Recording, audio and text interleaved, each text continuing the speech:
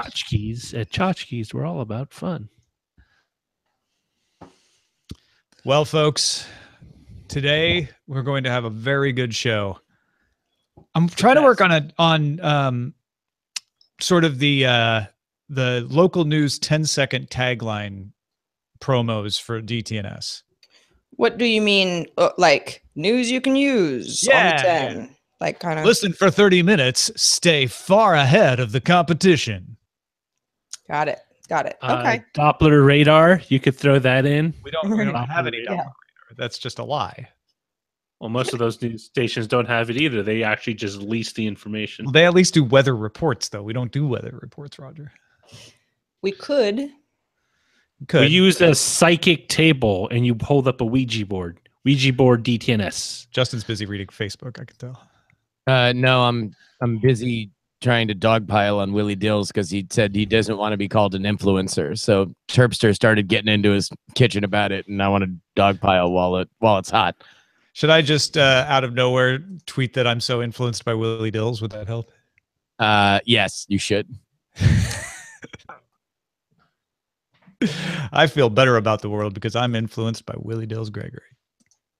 Yeah, man.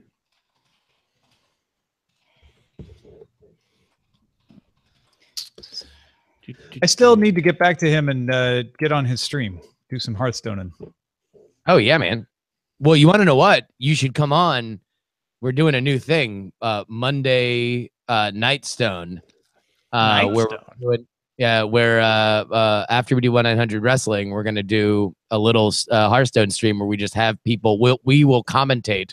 In battle. So it's the Hearth and Oats of 1-900 wrestling.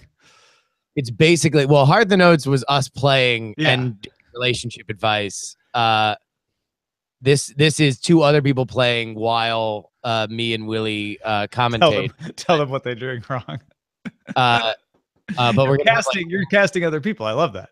We're gonna have like wacky kind of games. So you should.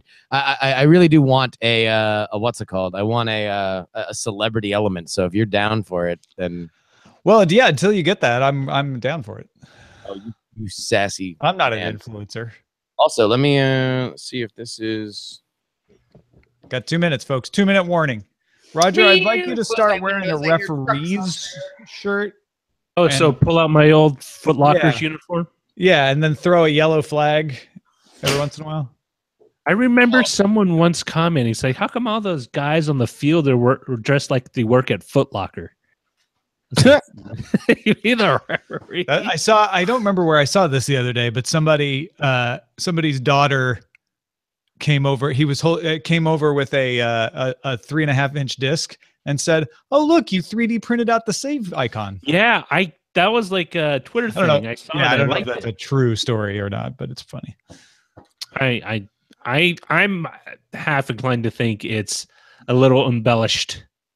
A little embellishment of what actually happened. Yeah, the daughter may have known that it was a disc. And just kind of did a snarky remark. Yeah, right. Hey, why don't you 3D print yourself some relevancy? Let's start. Justin just walked away. Yeah, it's like the BuzzFeed series where it's like, kids look at a phone and don't know what it is. Yeah, kids react to a floppy disk. Well, these children know what Michael Dukakis bobblehead is. Daisy's reaction will send you tumbling with laughter. Well, you know what's interesting is we have like one of those toy telephones for Ellie, and it's like the old style, like corded with the little face and all that. And she knows how, like she. Oh, you guys ready? Well, 1 second. My door just rang. Oh, fine. Tell your story, Roger. All right. She knows how to use it. She picks it up and she talks into it like you would with the cord. Why do people in the 80s have to stand in the kitchen next to a corded thing to talk to other people? That's all they did. Really, 1:30 they ring her doorbell. 1:30. They know your buttons, Merritt. They know which ones to press. It's not a button. It's a live show. Sorry, guys. It was FedEx. Of course it was. The wrong door. Oh, the wrong door even. Good. Nobody had anything for me. Jerks. They interrupt you and don't give you anything. He was apologetic. All right.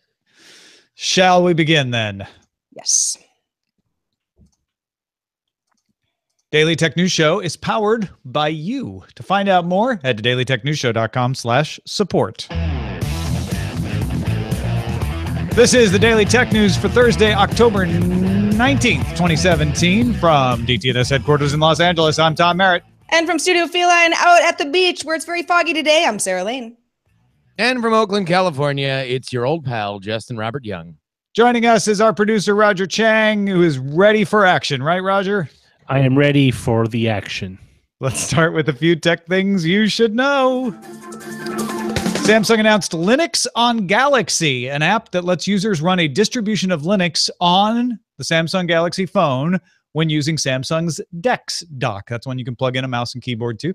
Linux on Galaxy will use the Android kernel, so it's not the full Linux experience, but it essentially will act like it. It helps maintain performance to do that. Interested users can sign up for alerts at seap.samsung.com/linux-on-galaxy. Mozilla, Microsoft, Google, Samsung, and the W3C have all agreed to unify their documentation sites under Mozilla's MDN portal, which was previously the Mozilla Developer Network. MDN is just probably a nicer way to say it. The consolidation will bring together information about HTML, but also CSS, JavaScript, and web APIs. Yeah, whole Microsoft Edge API is already over there. Facebook will begin testing its system to let users pay for subscriptions to news sources on Android. Recode reports that the test is not rolling out on iOS because Facebook wants all the proceeds to go to publishers, while greedy old Mr. Apple takes 30% of all in-app subscriptions. They do it for everybody, okay? No exceptions, Facebook. Everybody pays. Why does Apple have to be a Mr.? So, greedy Mrs. Apple. Greedy old lady Apple. Because she's How could you say that about us? All right. Now here are some more top stories. Ride-hailing company Lyft raised $1 billion on a valuation of $11 billion. Now, you may say, Tom, you don't usually go for somebody raise some money stories. The round was led by Alphabet, particularly Alphabet's growth-focused investment fund, Capital G. Get it? Alphabet, Capital G. Alphabet's GV fund was an early Uber backer, but while Alphabet's Waymo self-driving company and Uber are battling it out in court over trade secrets, Alphabet's affections seem to have shifted to Lyft. Lyft gets some money and a partnership with Waymo. Back in May, the companies announced an alliance on an open platform for autonomous vehicle technology. So they're Uber. They're into Lyft. Well, but GV is still it was an early investor in yeah, they still have the investment. Right? So it's sort of like, well, let's see who wins here. We've got GV is not renouncing. They're not renouncing their stake in Uber, right? No. They are going to continue to, I think, put money into this vertical in general. But also, I think the Waymo thing is probably the biggest element, as both of the companies, both Uber and Lyft, say that autonomous cars are going to be the future of their business. So, an $11 billion valuation for Lyft. That's significant, given that for a while everybody just sort of dismissed Lyft as an also-ran. But Uber has had just enough trouble to make Lyft much more valuable. I've been surprised by how Lyft has caught on, and a lot of that started with Uber backlashes and people saying, well, I'm going to try this Lyft thing. And I know a lot of folks who are like, it's perfectly the same experience and sometimes cheaper or better, and have stuck with it. So yeah, goes to show it takes a lot of mistakes to erode your market share. Exactly.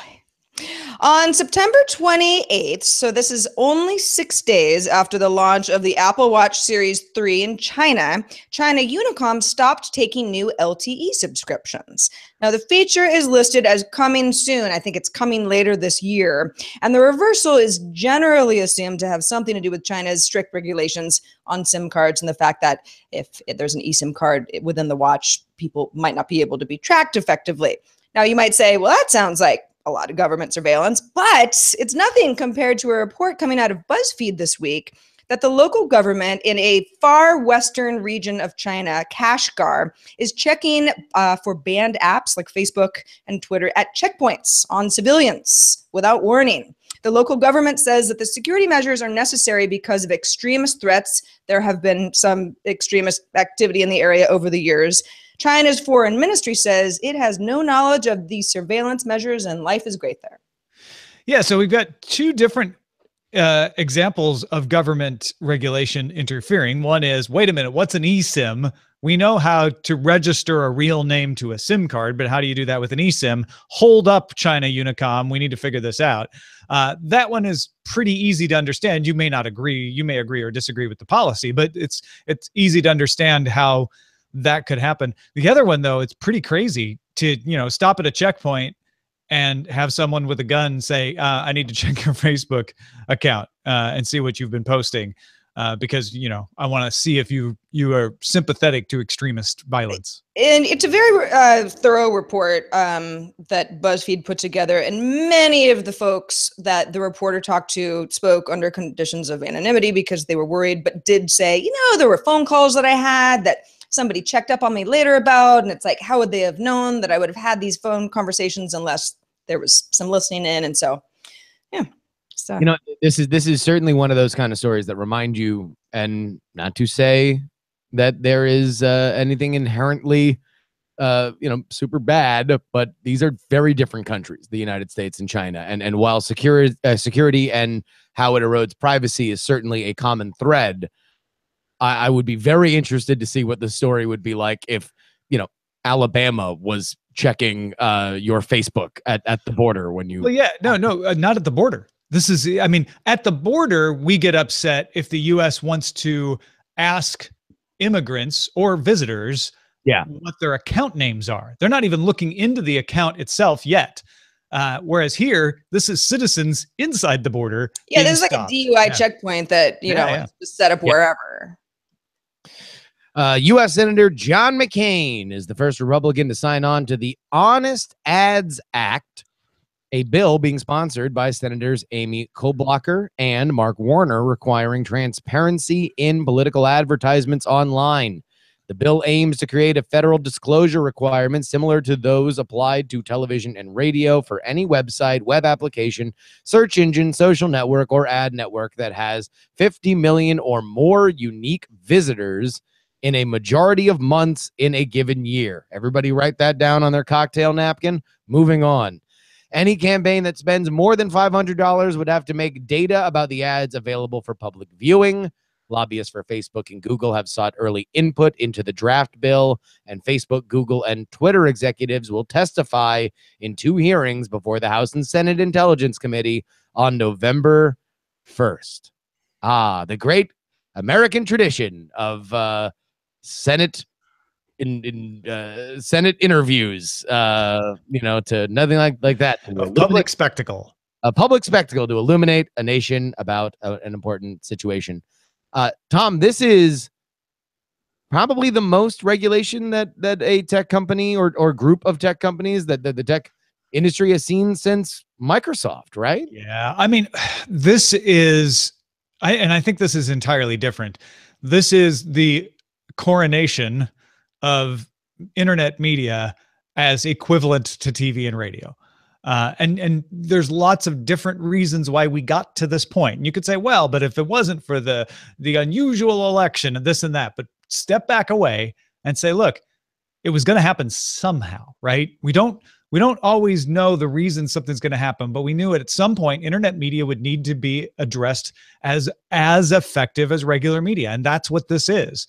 They're saying, look, TV and radio political advertisements have certain requirements and certain restrictions, and internet is very effective, as we have seen. So you have to have those same restrictions as well. And it's kind of a sad thing for me because they're saying, look, you're really only important if you have 50 million or more unique visitors, which is, I guess it's good and bad. It does. That's more of that's a paper trail thing, right? It's basically saying we're not going to try to impede on smaller enterprises. We're going to let them keep, the Wild West spirit of the open internet. But once you get 50 million, you now you got to start filing the paperwork. Well, I think it is just as much that you don't want to make every smaller new social media app outside of federal compliance. The second that they do anything, right? I think and it's probably better for what the spirit of this bill is to keep track of big spends, right? And not necessarily anybody who wants to buy any ad to affect their local mayoral race.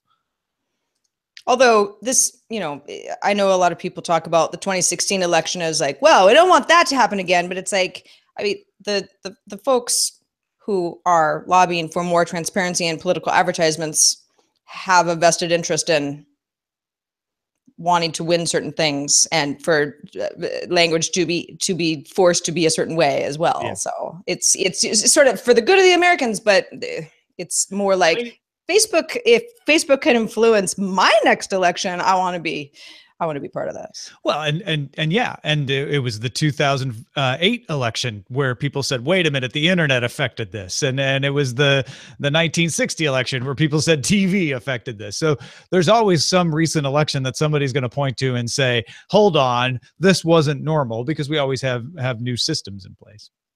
True. Samsung announced the 360 round camera for recording 3D content for virtual reality. This is not a home use camera. But if you remember us talking about Google's big camera or the Red virtual camera, Nokia's big camera, those were tens of thousands. Well, this one is just $10,500. It uses 17 lenses. 8 of those are paired horizontally for stereoscopic view, and then there's 1 vertical. It can stream 4K 3D videos. It does spatial audio, and it's IP65 dust and water resistant. That doesn't mean you can dunk it in water, but it is resistant to splashes and jets of water. Once again, $10,500. But if you're serious about making VR films, and VR theaters becoming a thing in China that's fairly popular, this is a more cost-effective way to get into it. A bunch of people could pool together. I heard dust and water resistant and raise some money and take it to Burning Man next year. Yeah. I think cool 360 VR Burning Man stuff. Exactly. Finally, I can see all of those, the guy with the leather thong and the other guy with the leather thong. I know the many blogs featuring Burning Man photography, not good enough. I got it to be 360. This actually is very cool. I mean, as soon as I saw the price tag, I was like, oh, never mind. Okay, that's not for me. But the prices will continue to come down. Well, yeah, and I think that's the idea here, is that they are selling this to the discovery networks of the world, that you can. Hey, buy 1 or 2 of these, swap them out. You can continue to have a easier way of going about producing this content, which previously meant recording on a bunch of different GoPros and then stitching it together in post.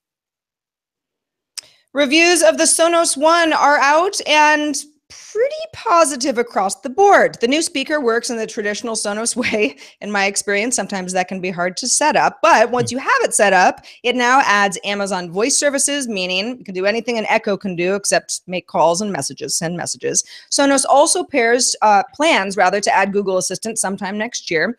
It's $199, so it's somewhere between the Echo and the Home's cheaper price point with lower quality speakers, and then the more quality competitive but also more expensive forthcoming Apple HomePad and Google Home Max. Yeah, so I think this is a good move by Sonos, which could very much be at risk of being left behind because multi-room support is there for Google Home and Amazon Echo.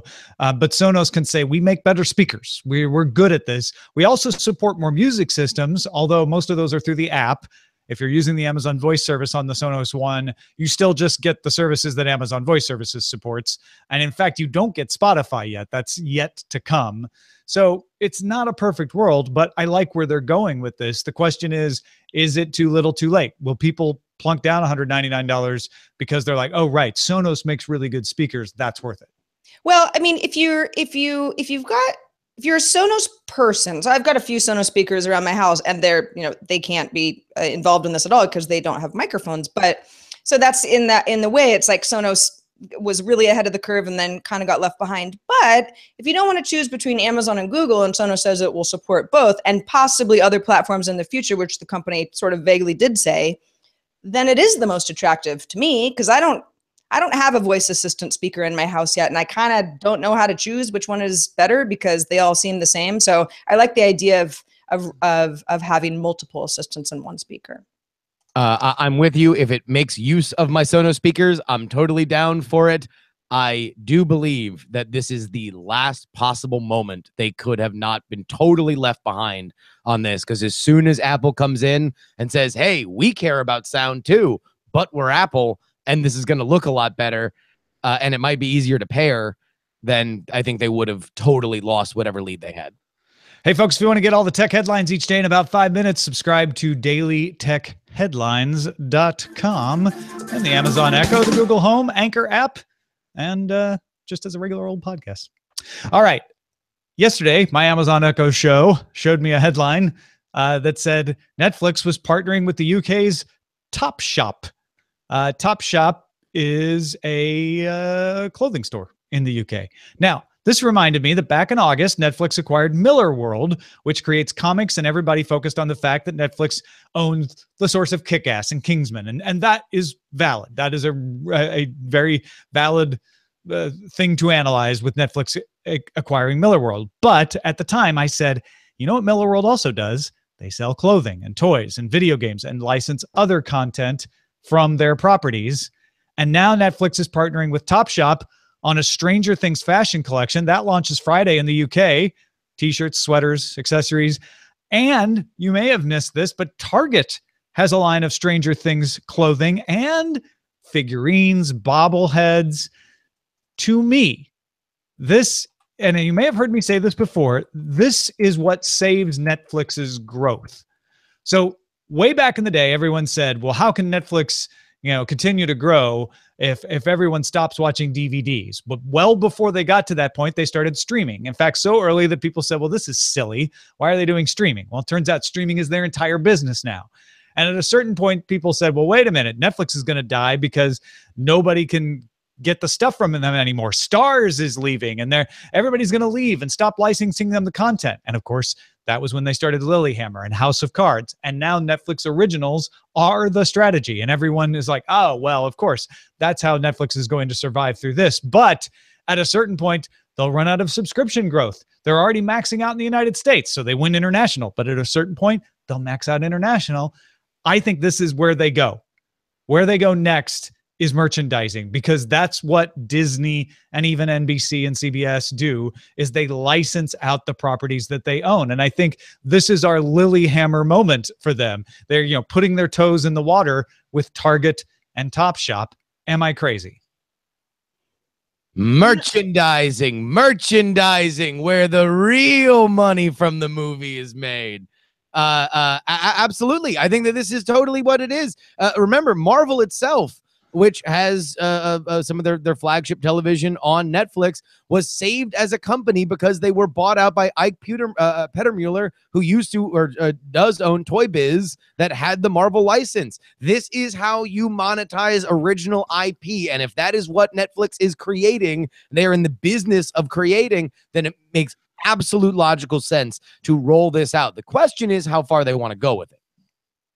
Well, and also, when you talk about merchandising, and you're right, Disney movies would be a perfect example. It's like a lot of that is aimed towards younger people, right? It's like something that you give as a gift, or you want to proudly show your Stranger Things t-shirt. Stranger Things, of course, was very beloved by adults, but it's still in that kind of nostalgia genre where I think it would move more merchandise than House of Cards. Like, not any Netflix original is going to make a lot of sense merchandise-wise.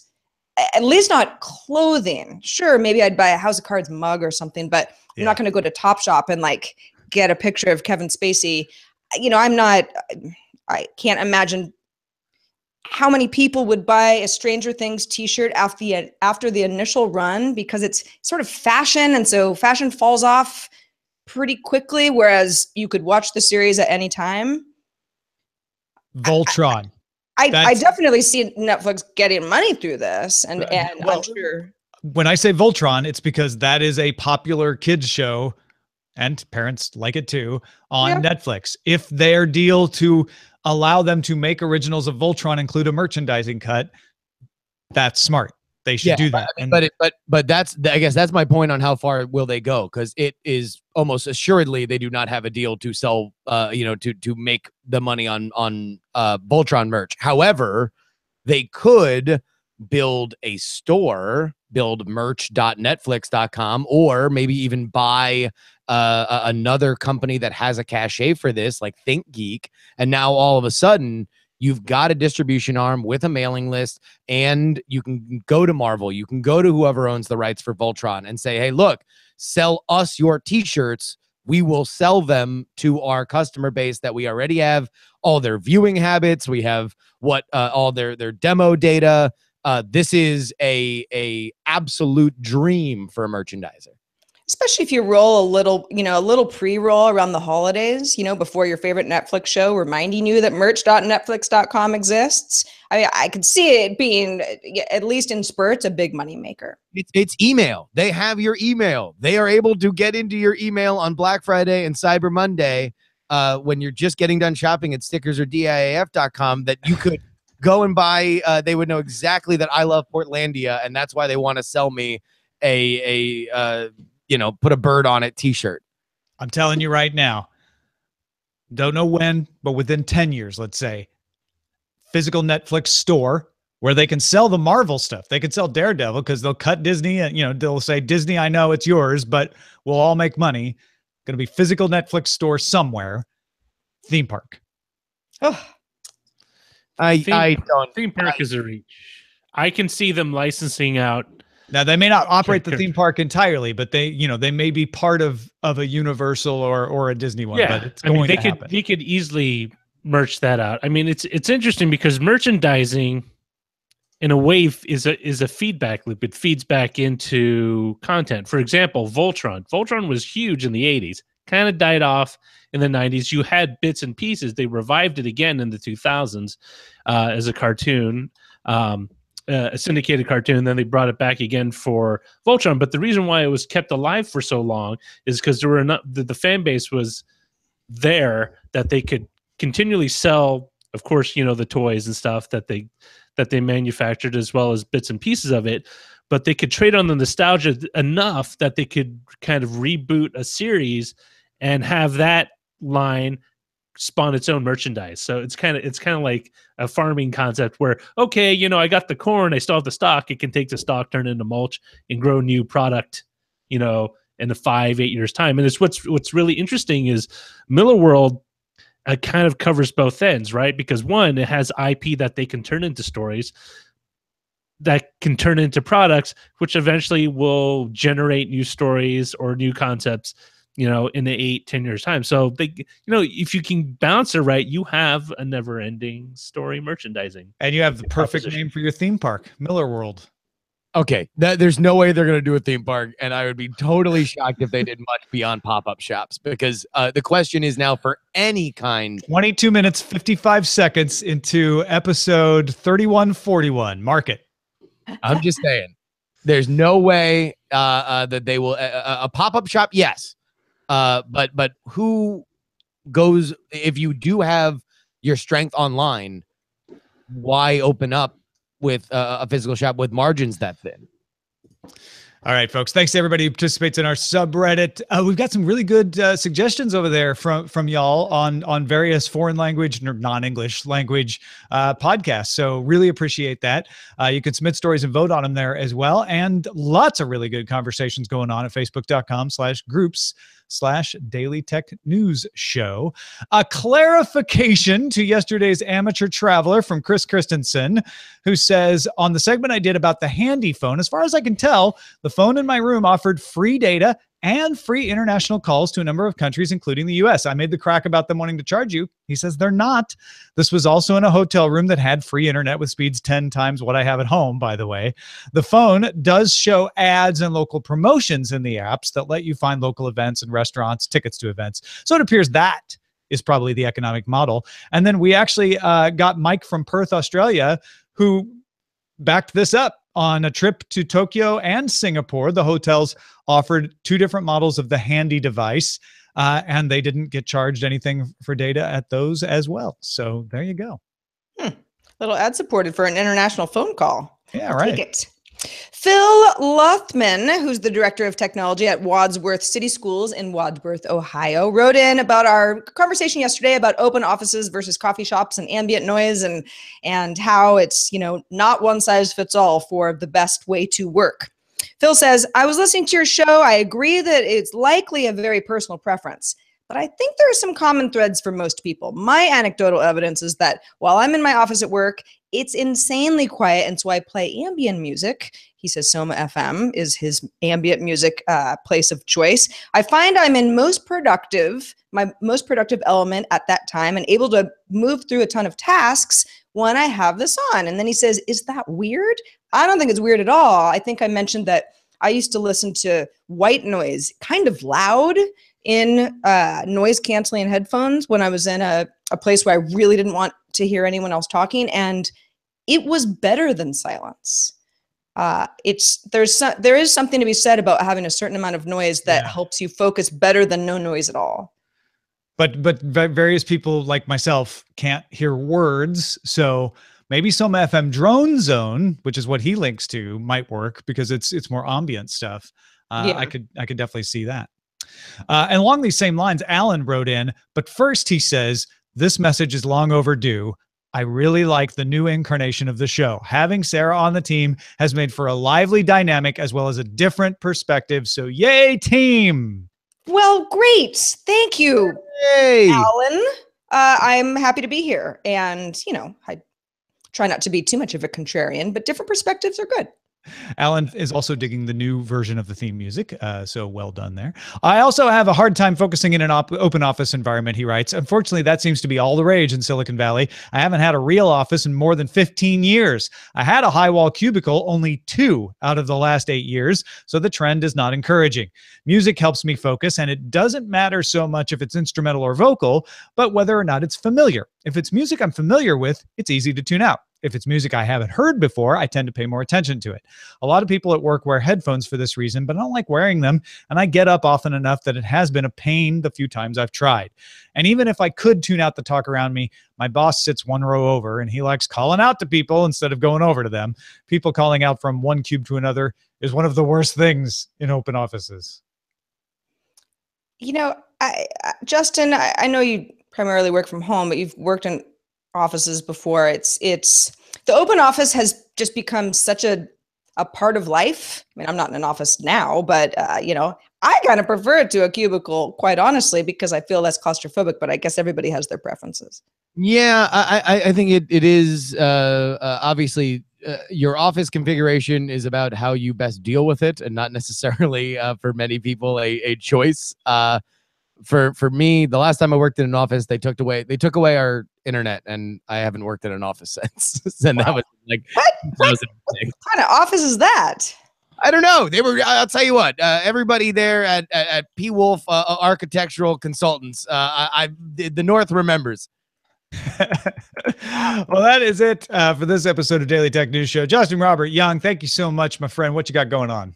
Well, folks, you can go ahead and check out my political podcast, Politics. And if you enjoy Thursdays on the Daily Tech News Show, as well as when Scott Johnson is on, then you can listen to us both on the same show, where every week we risk our literal careers talking about the kinds of topics that ruin friendships and family relations on Facebook. It's called Unfriend Me. Our last episode was on safe spaces and trigger warnings. We've previously done gun control and healthcare and players kneeling for the anthem. It is brand spanking new, and God knows how long it'll last before Scott and I both ruin everything that we've spent the rest of our lives building. It's where the third rails of podcasting go to be heard. We touch all of them at the same time, hopefully nullifying their power. Well, first of all, I want to thank everybody who supports this show because without you, there wouldn't be a show. I constantly have meetings with people where they say, so what's your CPM or what's your ad reach? And I have to say, I don't know those things anymore because of you, because you guys are supporting us directly. You cut out the middlemen. You actually save money because you don't have to go spend money on products that you may or may not need to support us. And we get more of the take. So thank you for supporting us at patreon.com/DTNS. Our email address is feedback@dailytechnewsshow.com. As you can see and hear, we love reading your feedback, so keep sending it. We are live Monday through Friday at 4:30 p.m. Eastern, 2030 UTC at alphageekradio.com and diamondclub.tv. And our website is dailytechnewsshow.com. I'll be out of town tomorrow for another wedding, but Sarah Lane will be here along with Allison Sheridan. They'll talk to you then. This show is part of the Frog Pants Network. Get more at frogpants.com. Diamond Club hopes you have enjoyed this program. So I don't know if anybody could hear it, but there is something beeping in my studio, and I have no idea what it is, and I could not find it. I did not hear it. All right. Well, if you get complaints, then I apologize. We nailed the timing today, too. That means someone can just come in and complain. If you didn't say anything, no one would have said anything. No, I didn't hear anything. Yeah, about any. Yeah. All right, cool. JPEG, Len will be on tomorrow. He just won't be hosting, but yes, Len will be here tomorrow. Oh, Len, sorry, Len. I'm so sorry. It was when I was writing that. I was thinking women. Yeah, it's really weird because I was thinking, you know what? I'm going to stop while I'm ahead. Titles, Netflix and shill. Pay no attention to the authoritarianism in China's Netflix corner. and shill. I get it. Merchandising, Merchflix, Netflix, 80s style shows, 80s style merchandising. Award-winning DTNS show. Title submission. Sorry. Target offers stranger things than usual. Stranger merchandise. Willie Dills Gregory is an influencer. Linux on decks. Uber, like over under. LTE advancing slowly. Burning Man VR. Not sure. 3D Burning Man and Thong. It's not all thongs, mind you. Some of them were chaps. Netflix style shows. So many thongs. There's a lot of. I just want to know. And because each year nothing really changes. It's like, why does everything have to be furry or glittery? Why? It's because they ransacked an IKEA don't showroom. Forget the flower wreaths. Sure, but it's like furry boots and glittery things, small bathing suits. It's because like, they're awesome. That's why, Sarah. Okay. Yeah, I don't know.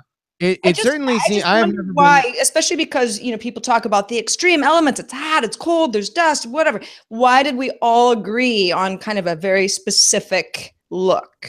Uniform? Oh, they didn't. That's just groupthink. You can go as I think that's what Sarah's saying, though. Why did that agreement, that groupthink? Yeah, like how did that become the self-expression thing? Sorry, I've never been to Burning Man, and so I shouldn't talk smack. Yeah, no. Sarah, I'm with you. Excuse me 1 minute. It kind of feels like Burning Man, for this, pillar of creativity for which it is lauded to be, is obviously there's some amazing architectural stuff that's built up out there in the middle of nowhere, but also there's a lot of people in Uggs giving a peace sign. Like standing next to sculptures that say love. Does this mean we're choosing Netflix and shill as the title? Netflix. I like merchandising.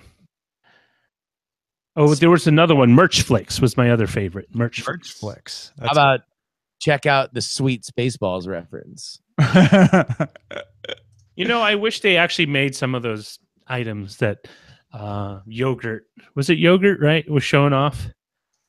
Yeah, yogurt. What's interesting? Flamethrower. So this is the great thing I just occurred to me about Miller World is that it's still another outlet. So one of the things that screenwriters do when they can't get a screenplay sold to like a televised show sold, they'll turn it and distribute it over as a comic. And so they could very well keep talented writers, but not necessarily have a funding for that year to produce a show. It's like, we'll keep you happy. How about if we keep Biter's story screenplay and we put it into a comic book form, and then if the comic takes off, we can turn it into a Netflix show later. Yeah, that's smart.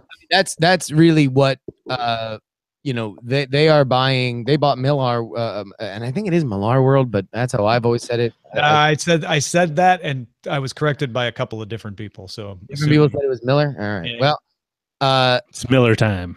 Considering how many things he has already had optioned, that they will not have the rights to. Right. The idea that like they're just buying the rest of what's in his brain because all they need is one original, wholly owned IP to hit to justify that entire deal. Oh, totally. But I think what Netflix is really good at is understanding where, how something helps them right now, but also helps them down the road. And I think Miller World does both. Yeah, and it's definitely something that I think will give them legs in the long term. It's true that they do get access to IPs that he hasn't already. Netflix streaming will never catch on, Tom. There's not enough bandwidth. Netflix originals will never catch on. They don't know how to produce original content. Let me ask you this: just a tech company. If they start, it just occurred to me, the Stranger Things Android game. What if they start, if they reach out into gaming as a gaming publisher? Do you think they've essentially overreached, or do you think that's just part of the natural progression of a media empire? Because Activision used to be owned by Time Warner and Atari, and all these large media conglomerates at one time or another had, a video game company or two under its belt. And I'm curious to know if that's. I would say yes, if it is an outgrowth of their merchandise. If they think that it makes more sense that there is enough original content that would pair well with the video game, then they will have their own creator, and then maybe from that the original ideas can kind of come out. But I think everything is subservient to how do we maximize our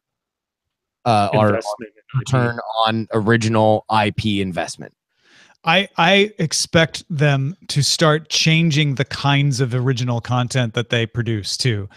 Up till now, it has been, we don't care where it comes from. We don't care even if Fincher owns the international distribution rights at the beginning. We just need original. Now, I would expect them to start kind of leaning into, well, yes, the Marvel stuff's great, but we need to have our own hits. And that's what Miller World will help them with. It's also what Stranger Things is, the first of, which is why you see them doing the merchandising with that first. And I expect them to do that more. And they're banking on more Stranger Things, more new IPs that are super popular. Yeah, I think they want that, and they want to really maximize that Meyerowitz Stories new and selected T-shirt. Boom. There's also a Top Shop section inside Bloomingdale's now, at least some Bloomingdale's. So here in the U.S., really? So look, Stranger Things is gone department store. Yeah, right in Santa Monica. Huh. I wonder if they'll carry that over. I don't know. Well, yeah, because Target has the younger juniors section. Yeah. Well, because Target has the deal here, so I don't know if that would prevent them from doing that or not. I don't know. This is why I'm glad you're here, because I would have never known that. What do you mean? When's the last time you don't go to Bloomingdale's every Saturday? The last time I went to Bloomingdale's was when Century City was so broken down that you had to go through Bloomingdale's to get from one point to another. Oh, before they redid their... Yeah, before the remodel was done. The last place that I lived in San Francisco it was really close to downtown.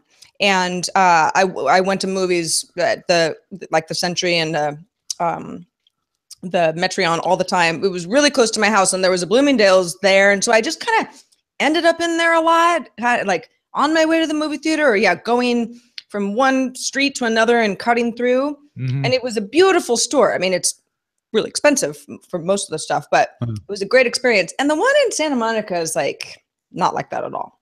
So I guess they vary a lot. The one in Century City was kind of nice, except for the part that was under construction. So it wasn't really a fair. But now Century City's gorgeous. Roger, it's even better than the last time you were there. Ooh. All that closed stuff has opened up now. Well, and you know that Disney store thing that Ellie was doing alone in the store? There's like they had that in the central courtyard on a huge big screen. And we're doing it with a huge crowd of kids. And I believe the LA arm of Italy is going in that Century City complex. It is. I know exactly. It's not open yet, but it is there. It is. I know exactly where it is. By the way, have you guys gone over as a follow-up to all the cities that are falling over themselves to be Amazon? No, that's another possible topic. Yeah. Because there was an interesting article I read yesterday that said it's going to be 4 million or more. It's going to be Chicago, Dallas, Boston, like big cities. But yeah, I mean, Joe Buck did a video for St. Louis I saw, and what was it? Some other smaller city did. Didn't Trudeau do a call? I mean, granted, the Canada thing still might be a big hump. Or Well, say the thing first. Oh, that Trudeau basically did a personal call, or he wrote a letter directly to Amazon management about the virtues of Toronto or the country. Yeah, we should do that. We should do a follow-up on that. Yeah, there are some pretty like some of the smaller cities, like the stuff is very hokey and goofy. It's like, we'll rename our town Amazonville. Yeah. Place. But yeah, I mean, I think that there's a real arms race there, which is exactly what Amazon wanted to do. It shows you how powerful they are. One person put the theory forward that, these are all towns that are in position to regulate Amazon, towns and states. And so it's a way to soften them up. But I'm like, that doesn't really work, because at some point they'll award a city this headquarters, and then all those other towns and states are going to be like, well, we don't owe you anything anymore. No, yeah, it's a way to get competitive tax breaks for construction and in the place where they end up. Yeah, in the place where they end up. Yeah, but then this guy was saying it was going to help them with regulation across the country, and I'm like, I don't think that's going to work. That's what they pay lobbyists for in state houses across the country.